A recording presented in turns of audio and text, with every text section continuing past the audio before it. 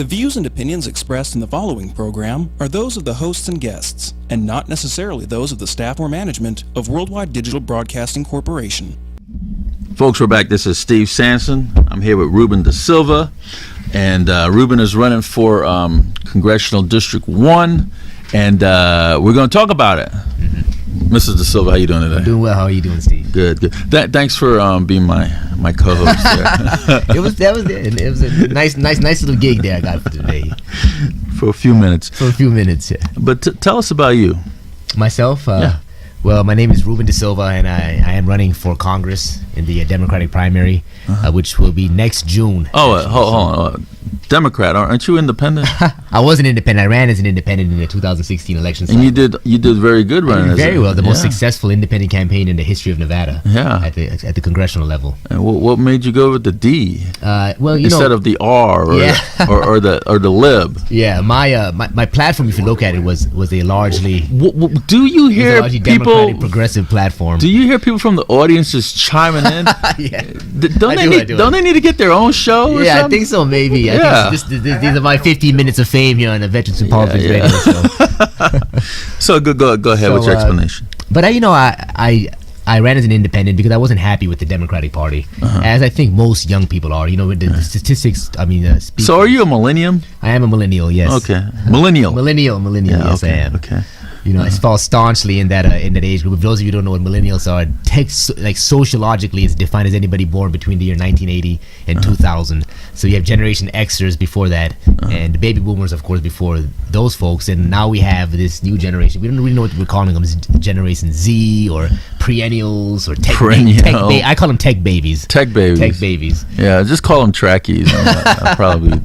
So I am staunchly a millennial. And there's an interesting thing here about millennials. You know. During the last election cycle, it became quite evident that millennials, about 40%, aren't registered with any political party. Yeah. You know, I think we're very disenchanted with the political system, right. And I think this has to do a lot with the era in which we grew up in. Right. You know, many of us came of age during the 2000s. Again, This was something that started off with 9/11. And then, we went into a war in Afghanistan, a war in Iraq, a war that my generation we were the boots on the ground. Right. I myself was a Marine in Iraq. Then we had the whole financial meltdown, the recession, this the collapse really of the American dream. You know, we were told all our lives, you work hard, you get a college degree, you can get a job, you can start a career, but none of that panned out for us. So I think we were disenchanted, and a lot of us looked at the bickering that was taking place in Washington D.C. You know, it's a lot of bickering. Yeah, a lot of bickering, and we were just like. You've been to D.C. before? I've been to D.C. Yes, How many times? Many times. I don't even know how many times. You know, I counted 12 for me. Yeah, I used to go out there. Actually, the reasons why I used to go out to D.C. was because of my fraternity, Phi Beta Sigma Fraternity Incorporated. We were founded at Howard University, and we'd go out there for their homecoming. And I'm a big history buff. You know, my undergraduate degree. So this fraternity party, what kind of initiation you had? Oh, I can't talk about that, man. We're really? Yeah, we're sworn to secrecy. Sworn to secrecy. Sworn to secrecy. You took an oath? Oh, we had to take an oath. Yeah. Oh, okay. Yeah, but it's an awesome thing. It's a great thing to be a part of. So I still don't understand why you went to be a Democrat. Well, you know, my platform was one that was largely progressive. It was a Democratic platform, and my whole point here was that I wasn't happy with the establishment Democratic Party. You know, that you have the same old folks, the same old people who keep running. You know what they say about insanity is doing the same thing over and over again, expecting a different result. I am critical of the Democratic Party, the DNC, as well as a lot of the local stuff that's going on. Right. And I think that we need an infusion of new voices, new people, new blood into the process. And this is again really has been one of my real perspectives here as not just a person running for office, but as a citizen of this country. Right. And that, you know, there's a lot of talk on the left about during the 2016 presidential election about how that presidential primary. Are you a Trump fan? No, I'm not a supporter of Donald Trump. I was a Bernie Sanders Democrat. A Bernie Sanders. A Bernie Sanders guy, yes. That's interesting. Not even a Hillary, huh? I mean, in the end, you know, I had to really hold my nose and vote for Hillary Clinton. But I did vote for Hillary Clinton. Right. But I was a Bernie Sanders supporter, and he's one of the individuals. I want to talk to you. I want to talk to you a little bit about that because you said you and I were actually together at one of those Bernie events. I think. In fact, we're standing right next to each other when I asked him about being a conscientious objector. Oh, yeah, I remember that question. Yeah.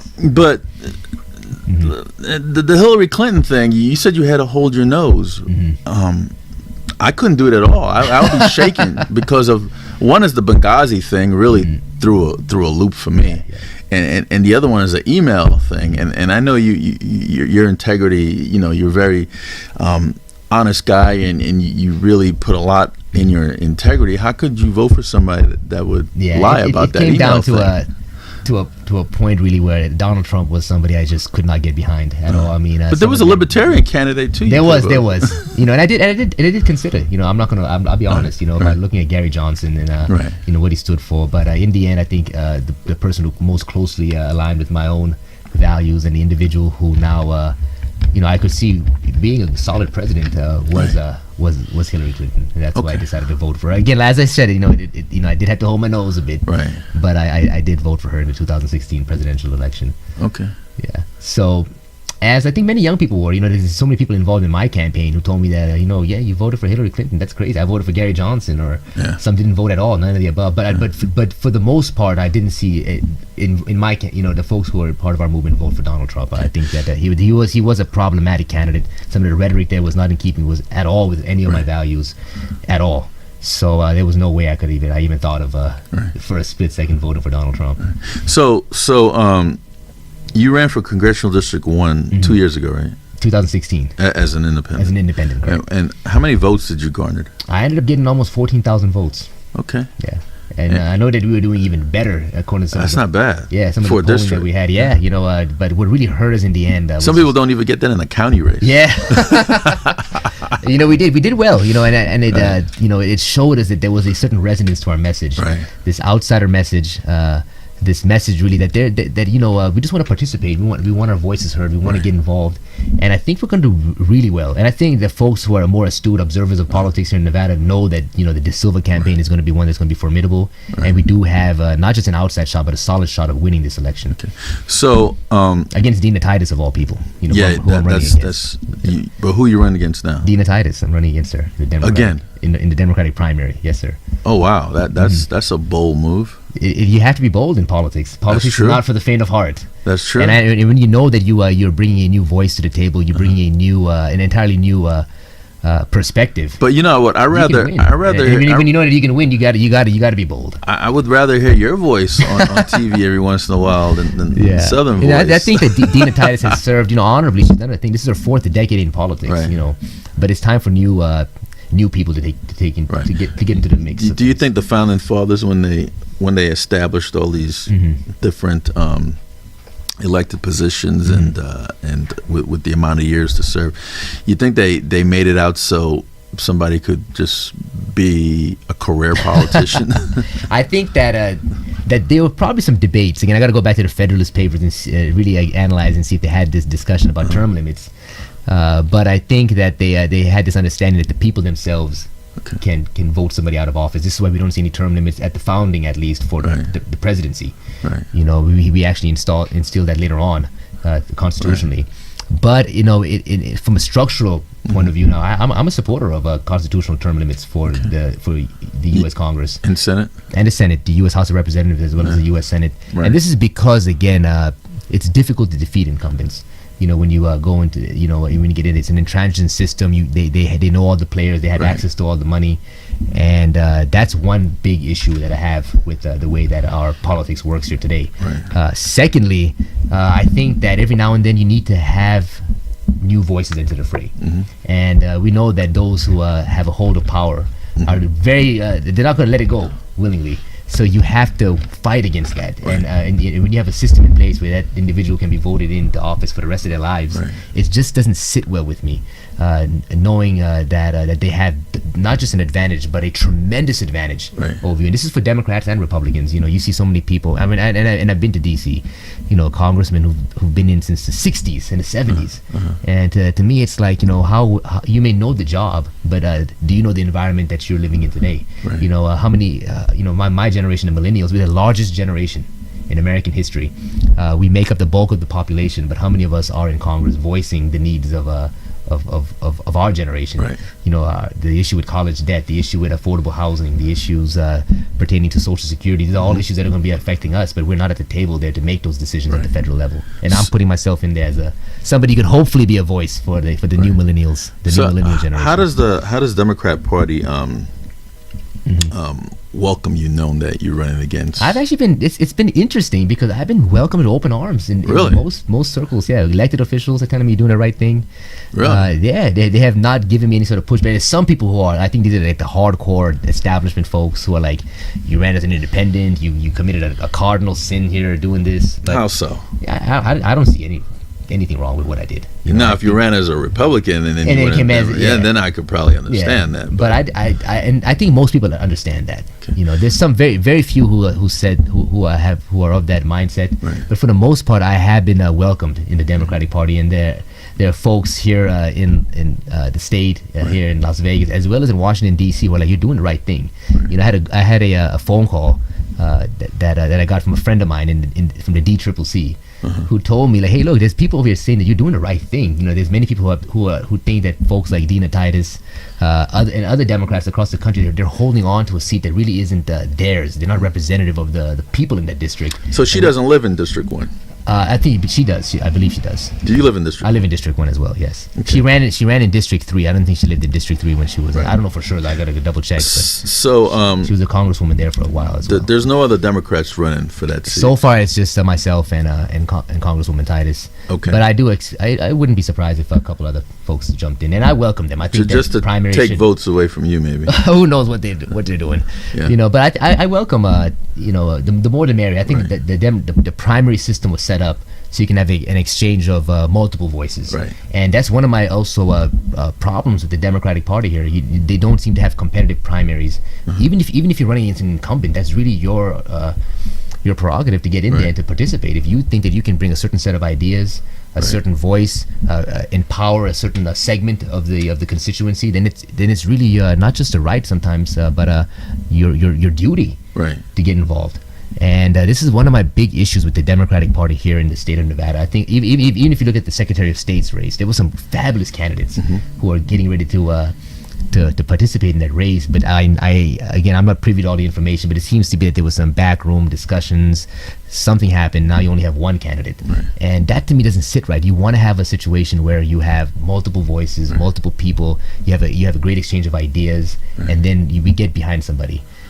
The presidential primary in 2016, you had Hillary Clinton, and that was it. I remember that article in Time magazine. That cover story was Hillary Clinton's heel, and everybody else is like kind of holding on to it. I think it was emblematic, really, of what the Democratic Party is. She thought that she had it in the bag, but and then Bernie jumped in there and changed the game. And that was a great inspiration for me. This individual got in there and shifted the party's. Well, let's talk about you. I don't want to talk about Bernie Sanders and Hillary Clinton right now. I mean, those are. Oh yeah, I'm a history teacher, so we love talking about this kind of stuff. That's yesterday's news, and hopefully that maybe you could talk about yourself as part of history, right? So you're an educator. That's correct. How long you been doing that for? This is actually my 5th year. Okay. So half a decade. I'm getting old, man. I'm getting up there. Whatever. So you're a history buff, and you teach at Rancho High School. Yes, sir, I do. You ever thought about climbing up the ranks there and being a dean or principal or I've thought about it. Maybe go school board trustee or maybe be superintendent of schools. You ever thought about? Yeah, I really have, and this is again my 5th year. I love the classroom. I feel as if I make the greatest impact on on the community. In your 5 years, how many students have you had? Oh man, in my directly teaching myself, probably about a good 1,000. Okay. 1,000 students, and when I if you're involved with the students that have advised in clubs, and I advise a whole ton of clubs. I have the Hispanic Student Union, which I co-advise with Councilman Isaac. You habla español? No, yo practico mi español más, pero yo hablo poquito de español. Poquito. Yo entiendo. And you advise them to go to the Hispanic what? Yeah, the Hispanic Student Union. I do the Polynesian Dance Club. Polynesian. I don't. Could you do some moves? I have no idea. Do you have any rhythm? I got rhythm, but I don't know about that Polynesian hip swivel thing. I was actually asked to do that by the assistant principal. He came up to me and said, "We need an advisor for this club." Okay. And you're kind of Asian. You're Indian, so you're kind of Asian. Kind of from the Asia Pacific part of the world. Right. So I said, "Cool, I'll take it on." And so I advised the the Polynesian Dance Club. I do advise the Bollywood Dance Club. What is that? We just started that. It's the Bollywood film industry in India. Oh, okay. They have a fabulous music and drama, component to our film culture there. Do you recommend any good Indian restaurants around town? Yes, actually, there's a lot. We'll have to talk about this offline. I mean, they're a great deal. It's my favorite cuisine, of course. I used to like Gaylord's in Rio. Oh yeah. Gaylord's was I don't think they're there anymore. No. I don't know. It's been a while, But and I also advise the History Club at Rancho. So History Club. The History Club. So altogether, I think I've probably and I also was the assistant varsity coach for the girls basketball team. Figures the girls basketball team. The girls basketball team. I wanted to coach soccer. That's my main. I played soccer. I played basketball at Rancho as when I ran track. But soccer was my passion. But we didn't have any openings in the staff there. So how does the administration in Rancho accept you running for? For office? Yeah. I think they've been very supportive. Really? Yeah, very, very supportive. I don't know if I'm supposed to say this, but I've had many of them come up to me and ask for my posters. Really? Yeah, they want you to autograph your posters? I autograph every single one of them for them. They're my colleagues. We have a very an awesome administration at Rancho High School. It's one of the reasons why I'm so happy there. I did go to Rancho myself. Right. I know. Yeah, I know. I went to school with your son. And two of them. Yeah. And I know the school, I know the community, I know the environment, but I also love the work environment there. Right, but you have a colorful background, Mr. De Silva, and let's go back to your military career because we're veterans in politics, and we don't rubber stamp anybody because they're a veteran and endorse them. Because if that was the case, we would say all non-veterans just stay home. You're wasting your time. But it's like these other groups that says, "Oh, we only go with the incumbents." Why you have all these other people show up for? That is a problem here. Just tell them not to show up, wasting their time. They could be doing something else for a campaign. The problem. Yeah. But you're a veteran, and you're a very educated veteran. You're very articulate, and you carry yourself well. You have a lot of charisma, and you're a people person. But do you think that it's essential for veterans to be involved in our, especially our federal politics? Oh, of course. And tell us why. Of course. I mean, if you look at what veterans mean to this country, I mean, we are those of us who signed that piece of paper that we're willing to give everything, including our lives, up for this country.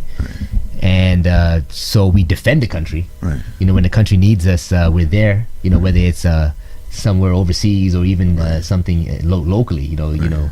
So we're here for the country. We're at the front lines of whatever the commander-in-chief requires of us.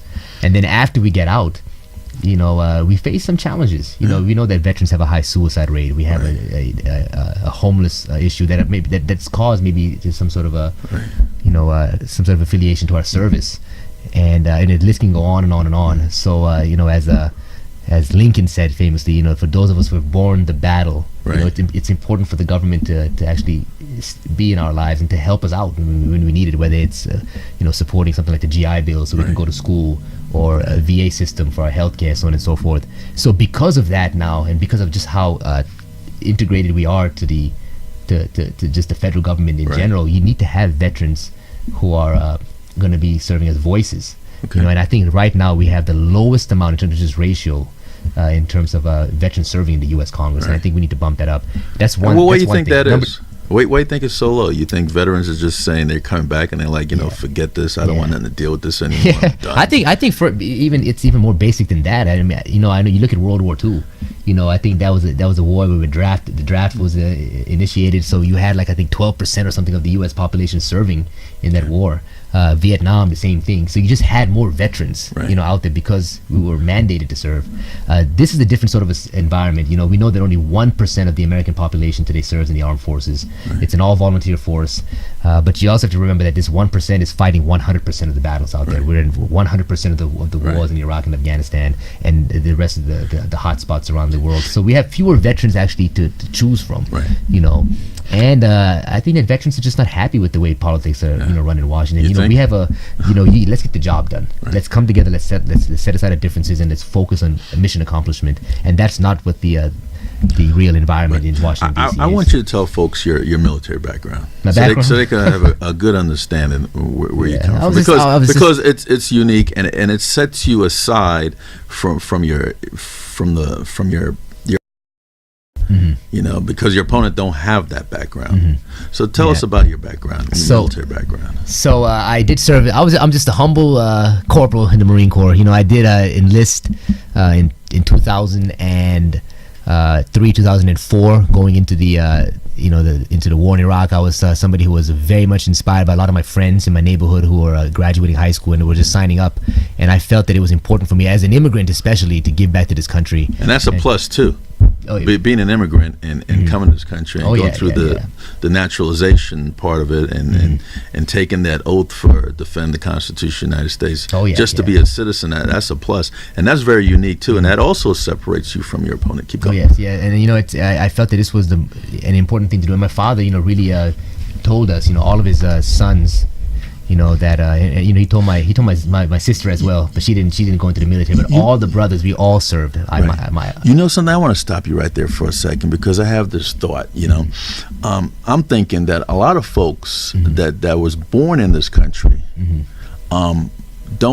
never served in the military. Or for whatever reason, they were scared. They have a better thing to do. They probably went to college or whatever. You fight the war. But a lot of what I'm noticing is a lot of immigrants, the one that came to this country from different lands and went through the whole immigration process and got naturalized. A lot of those folks serve in the military. So my question is, why is it that folks that was born in other countries that come here, immigrated here, and became citizens here of this country, why is it that they have the spirit of America and serve in the armed forces, and the ones that are born here don't do it? I think that's a good question. The way I would look at it is that everybody's a patriot in some way. I think they love this country. That we know that we're living in the greatest country in the world. There's no doubt. But anybody could say, "I love this country." But the thing about immigrants, action. The thing about immigrants is that we have a different sort of a love. We had to, whether it was ourselves or our parents, we had to physically leave our homeland, our motherland, or fatherland, or whatever you want to call it, and make the conscientious choice that the United States of America is where we want to be. Because I'm Jamaican. Yeah, I know that. I know you're an immigrant yourself. Yeah. So that right there, that understanding that this land is so great that I'm willing to give up everything. Right. Make it difficult for me to even talk to my own grandmother, my mother, my cousins, my brothers, and start a new life and forge a new existence in a foreign country, because we know this country is so great. Right. Because this country affords us opportunities that were not afforded in our own homeland. So there's a lot of people that were born here. They're just entitled. And I say that because of my observation, and I think that a lot of them feel entitled. They feel that this country owes them something, and they milk the system big time. That's just my perception of what I've seen. But there's a lot of people that come from other lands and feel like they need to give back to the country. That they're because they're so blessed being in this country of milk and honey, so to speak. It is a land of milk and honey to us. And they feel that they need to give. You see the difference between the ones that come from different country, immigrated here, and become naturalized. They feel like they got to give back, and the ones that are born here feel like the country owes them something. I they don't feel know if it's everybody who was born. I'm not going to say everybody. I'm not blanket saying it's everybody, but I'm saying there's a lot. I know what you're saying. A lot. And they walk around saying that they have the love for God, a country, and core, right? But they don't show it.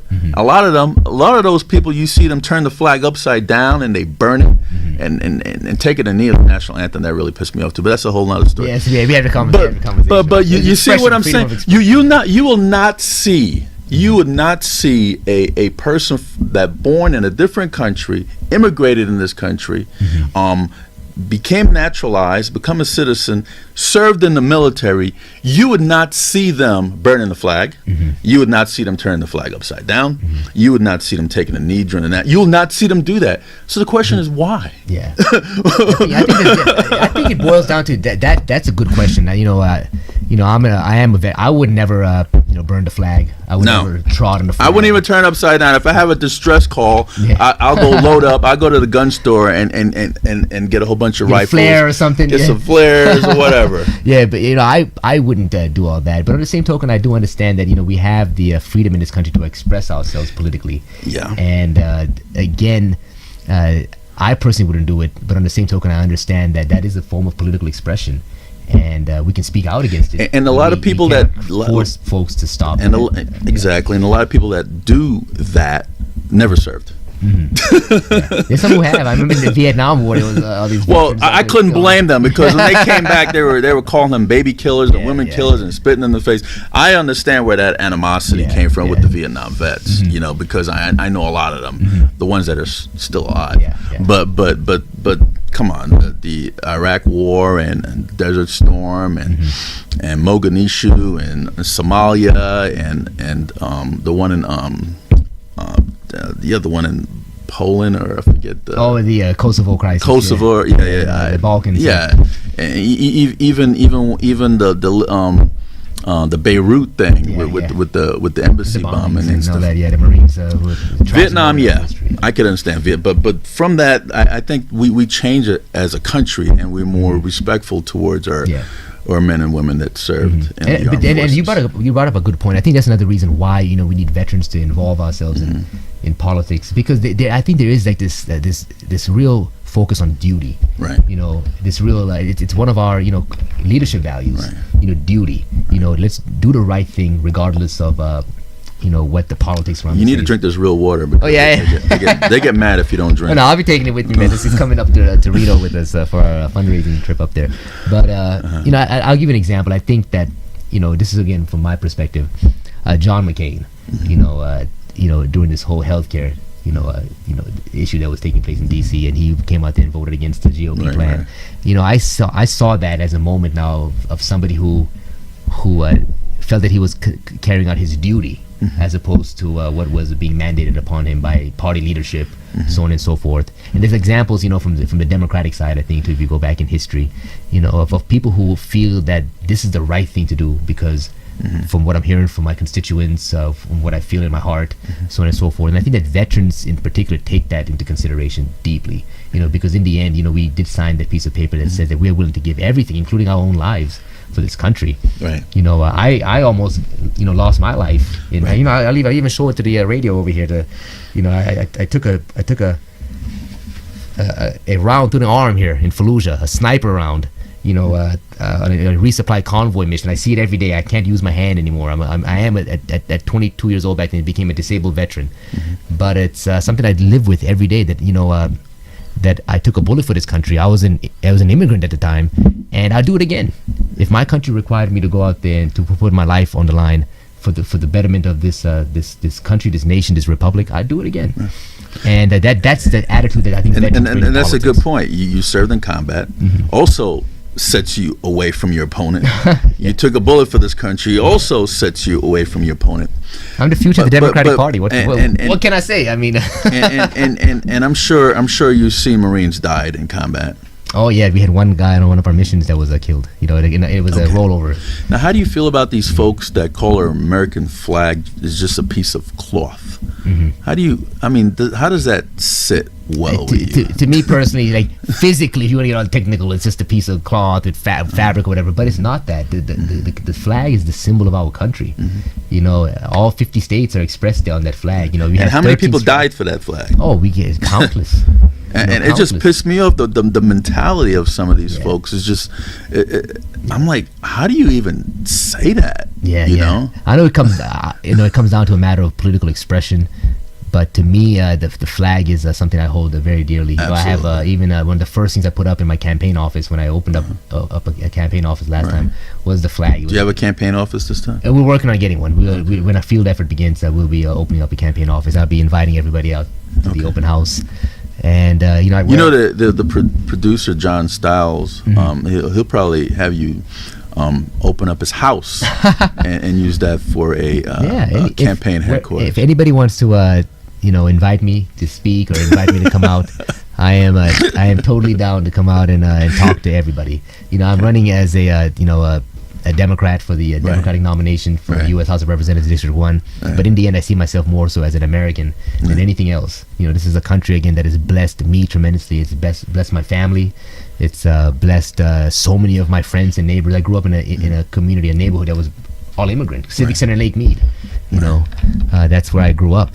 So, and there was always this understanding that, hey, look, most of us were not born here. Most of us are immigrants. Most of our parents are immigrants, but this country is giving us everything we need to succeed and giving us the opportunities that we would for sure not find in our homelands.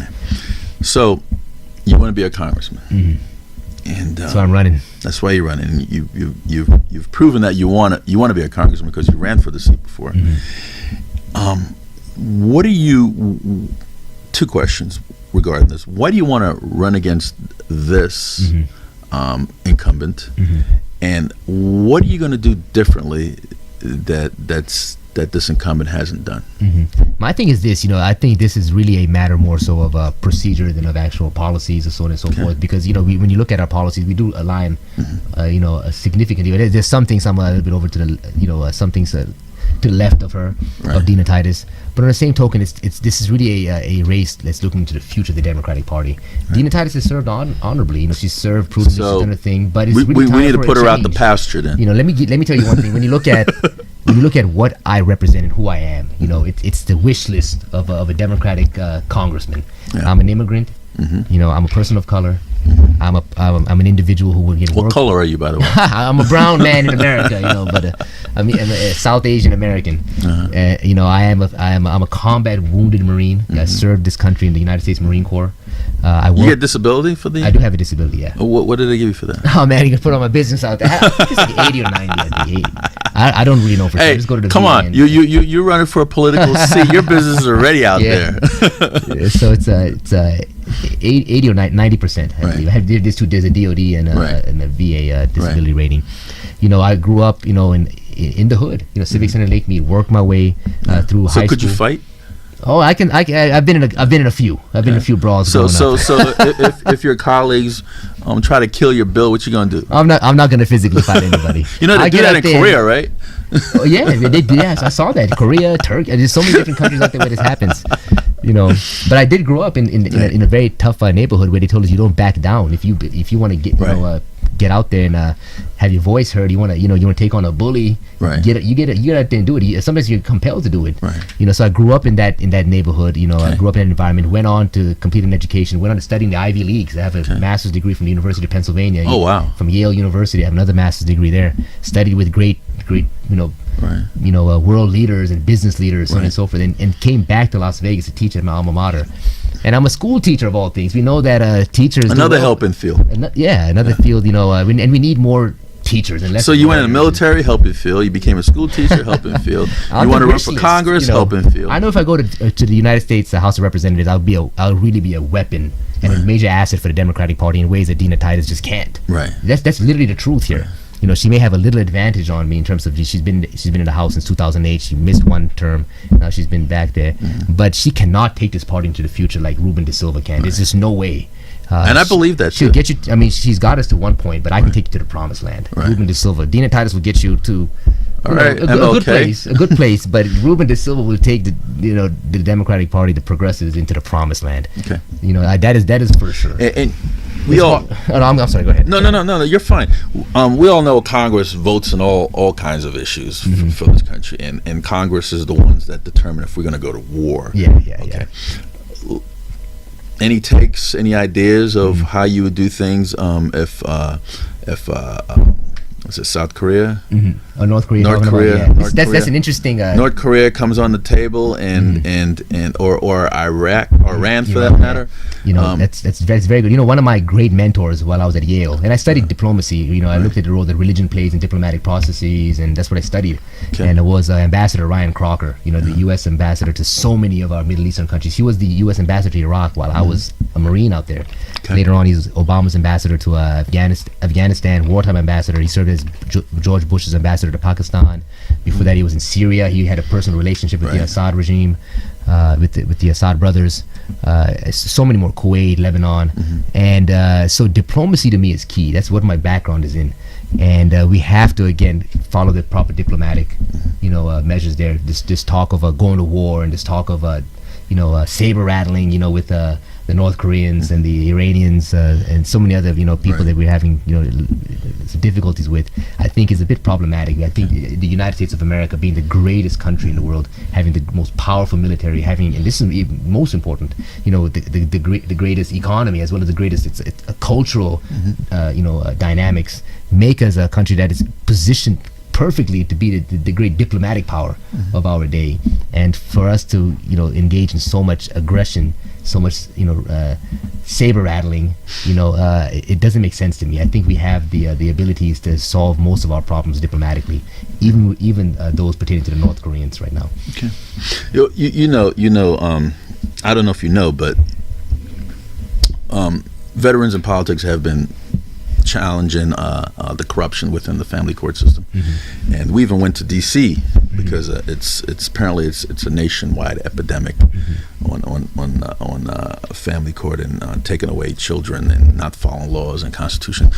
Is there something that a Reuben Da Silva administration could do to make sure judges on the local level enforce the laws that are written, especially the federal laws, especially the Constitution? Yeah. Is there something that